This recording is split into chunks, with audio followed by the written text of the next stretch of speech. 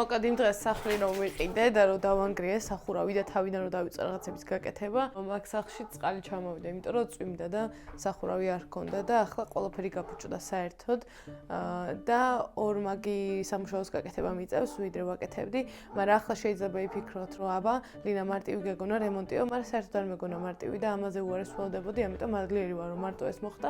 უბრალოდ ნახეთ ჭეირას გავს.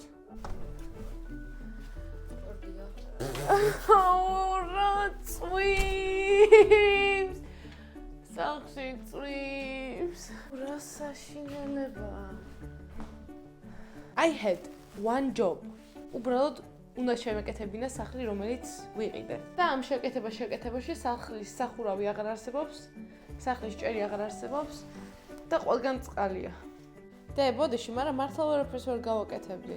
სახურავი ავხატეთ და ეგრევე წვიმები წამოვიდა. არაფრის დაფენა ზევით აზრი არ ქონდა, იმიტომ რომ მუშაობაში შეგვიშლიდა ხელს და ამასობაში წვიმამ დაასველა ფიცრები, ძველი ფიცრები კიდე კაი. და ეს ხის ფანელები, რომლებიც მე ჩამოვარდა, მე უფრო მეტად ჩამოვაგდეთ. მაგრამ ამის გადაკეთება უკვე დავიწყეთ, სრული ეპიზოდი უკვე YouTube-ზეა და აქამდე TikTok-ში რო უყურებთ ჩემი სახლის ამბებს და რომ ხვდებით და რომ მეუბნებით როგორ მიდის შენი სახლის ამბები, YouTube-საც უყურეთ რა. იქ უფრო გემრიელად ყვები, როგორ მიდის ჩემი სახლის ამბები.